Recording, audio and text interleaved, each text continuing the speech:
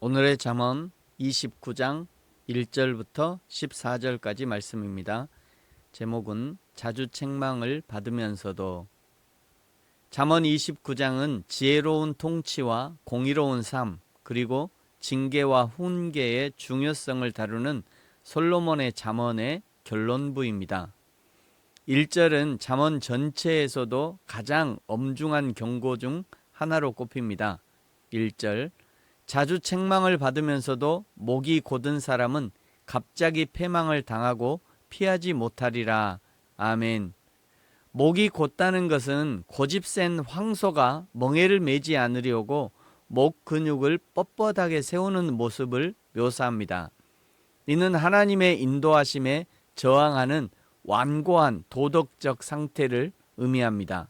누가복음 12장 10절에 성령을 모독하는 일에 대해서 말씀드렸는데, 성령을 모독하는 것은 단순한 무지나 실수가 아니라 성령의 명백한 조명하심을 알고도 의도적으로 성령을 대적하는 것을 의미하는 것이었습니다. 성령 하나님이 분명 감동하셨음에도 불구하고 따지고 모른 척 한다는 것이고, 성령 하나님이 회개할 기회를 주셨음에도 불구하고 회개의 통로를 스스로 차단하는 것이 성령을 모독하는 것이었습니다. 성령을 모독하는 것과 목이 곧은 것은 서로 통하는 것 같습니다. 목이 곧은 사람이 성령을 모독하기 쉬운 것이고, 성령을 모독하는 사람이니 목을 곧게 하는 것입니다. 2절, 의인이 많아지면 백성이 즐거워하고 악인이 권세를 잡으면 백성이 탄식하느니라. 아멘. 의인이 많아진다는 것은 단순하게 의인의 숫자가 많아진다는 것만이 아니라 의인의 영향력이 확대된다는 것이죠. 즉, 의로운 가치관이 사회의 주류가 될 때 공동체는 비로소 안식합니다. 최근에 본 뉴스 중에 플로킹이라는 활동이 있습니다. 친환경 조깅이라고도 하는데, 조깅을 하면서 자기가 가는 길에 쓰레기를 줍는 모임이라고 합니다. 누가 시작했는지 참 좋은 모임이라는 생각이 듭니다. 이런 의인들이 많아지면 백성이 즐거워하는 것이고, 쓰레기를 버리는 사람이 많아지면 백성은 탄식하게 되는 것이죠. 3절, 지혜를 사모하는 자는 아비를 즐겁게 하여도 창기와 사귀는 자는 재물을 잃느니라. 왕은 정의로 나라를 견고하게 하고 뇌물을 억지로 내게 하는 자는 나라를 멸망시키느니라. 5절, 이웃에게 아첨하는 것은 그의 발 앞에 그물을 치는 것이니라. 악인이 범죄하는 것은 스스로 올무가 되게 하는 것이나 의인은 노래하고 기뻐하느니라. 아멘. 악인은 자신의 행동이 가져올 인과응보를 예측하지 못합니다.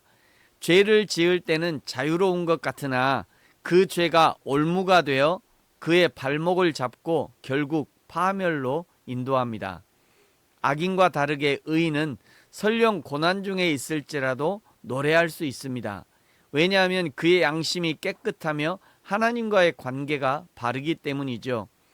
악인이 죄의 그림자에 쫓겨 불안할 때 의인은 하나님의 신실하심을 노래하는 것입니다. 7절과 8절은 공동체를 대하는 의인과 악인의 태도를 극명하게 대조합니다. 7절, 의인은 가난한 자의 사정을 알아주나 악인은 알아줄 지식이 없느니라. 아멘. 여기 알아주나에 해당하는 히브리어는 야다인데, 이것은 단순한 지식적 인지가 아니라 깊은 관심과 연민을 가지고 개입하는 관계적 지식을 의미합니다. 의인은 가난한 자의 권리가 침해받지 않도록 그들의 형편을 세심하게 살핀다는 것이죠. 그러나 악인에게 알아줄 지식이 없다는 것은 머리가 나쁘다는 뜻이 아닙니다. 타인의 고통에 공감할 수 있는 도덕적 지각력이 마비되었음을 의미하는 것이죠. 악인은 오직 자기 이익에만 몰두하기 때문에 타인의 궁핍함은 그의 고려 대상이 아니라는 것입니다. 8절, 거만한 자는 성읍을 요란하게 하여도 슬기로운 자는 노를 그치게 하느니라. 아멘. 거만한 자는 자신의 우월함을 증명하기 위해 분란을 일으키지만, 슬기로운 자는 공동체의 안녕을 위해 자신을 낮추고 분노를 사깁니다. 이것은 산상수훈에 화평케 하는 자는 복이 있나니 그들이 하나님의 아들이라 일컬음을 받을 것이며 라는 말과 궤를 같이 하는 것이죠. 하나님의 아들이 있는 곳마다 화평이 이루어집니다. 9절 지혜로운 자와 미련한 자가 다투면 지혜로운 자가 노하든지 웃든지 그 다툼은 그침이 없느니라. 아멘. 여기 다툰다는 말은 단순히 말싸움을 하는 것 이상으로 법정에서 소송하다 혹은 판결을 다투다라는 법적 의미를 내포합니다. 즉 지혜로운 자가 정당한 논리와 법적 절차로 미련한 자를 교정하려 해도 잘 통하지 않는다는 것이죠. 때로는 미련한 자와의 다툼 자체가 무의미함을 깨닫고 거리를 두는 것이 진정한 지혜라는 것을 깨달을 필요가 있습니다. 10절 피 흘리기를 좋아하는 자는 온전한 자를 미워하고 정직한 자의 생명을 찾느니라. 어리석은 자는 자기의 노를 다 드러내어도 지혜로운 자는 그것을 억제하느니라. 관원이 거짓말을 들으면 그의 하인들은 다 악하게 되느니라. 아멘. 지도자가 거짓을 좋아하면 정직한 사람들은 그 곁을 떠나거나 입을 닫게 됩니다. 대신 지도자의 입맛에 맞게 정보를 조작하는 기회주의자들만이 득세하게 됩니다. 결국 조직 전체가 거짓으로 생존하는 법을 배우게 되어 다 악하게 변하는 하향 평준화가 일어납니다. 최근에 이재명 대통령이 모든 국무회의를 생중계하고 있습니다. 생중계를 해서 때로는 거친 말들이 오갈 때 그것을 트집 잡아 공격하는 사람도 있습니다만 저와 같은 범인들은 대한민국 정부가 저렇게 일을 하는구나 라고 알게 되는 유익이 있습니다.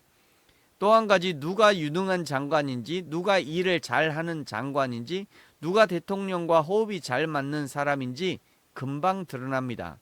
이제는 대통령과 국무위원, 장관들이 자기들만의 정치를 할 수 없게 되었습니다.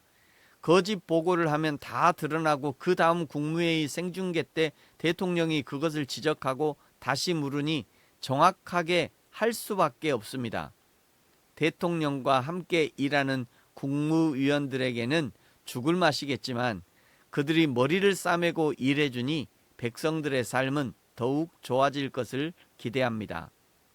13절 가난한 자와 포악한 자가 섞여 살거니와 여호와께서는 그 모두의 눈에 빛을 주시느니라. 왕이 가난한 자를 성실히 신원하면 그의 왕위가 영원히 견고하리라. 아멘. 한 나라의 왕이 왜 필요한가? 가난한 자를 살피기 위해서 왕이 필요합니다. 가난한 자들은 자신을 변호할 돈도 없고 권력도 없기 때문에 오직 왕의 공평한 판결에만 의존할 수밖에 없습니다. 왕이 이들의 호소를 외면하지 않는 것이 곧 성실한 통치인 것이죠. 교회나 가정, 조직이 얼마나 건강한가는 가장 연약한 자가 얼마나 존중받는가에 달려 있습니다. 저 역시 한 교회의 목회자로서 연약한 성도들을 성실히 보살피는 자가 되도록 하겠습니다. 혹시 우리의 가정에서도 직장에서도 이웃의 연약한 이웃이 없는지 돌아보고 오늘 사랑과 섬김을 베풀 수 있기를 예수님의 이름으로 축복합니다. 아멘. 기도하겠습니다. 하나님 아버지 감사합니다. 로마서 5장 8절 말씀 우리가 아직 죄인 되었을 때 그리스도께서 우리를 위하여 죽으심으로 하나님께서 우리에 대한 자기의 사랑을 확증하셨느니라 말씀하셨습니다. 우리는 사랑받을 만한 조건이 하나도 없었지만 그러나 예수님은 우리를 위해 자기 생명을 십자가에 내주셨습니다. 그 사랑받은 나도 오늘 연약한 자를 위해 사랑과 섬김을 실천하는 오늘 하루와 인생이 되게 하여 주옵소서. 감사합니다. 예수님의 이름으로 기도합니다. 아멘.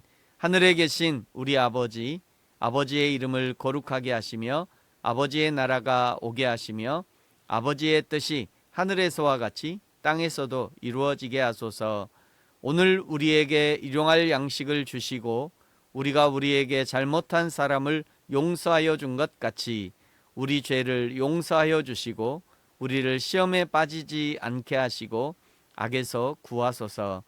나라와 권능과 영광이 영원히 아버지의 것입니다. 아멘.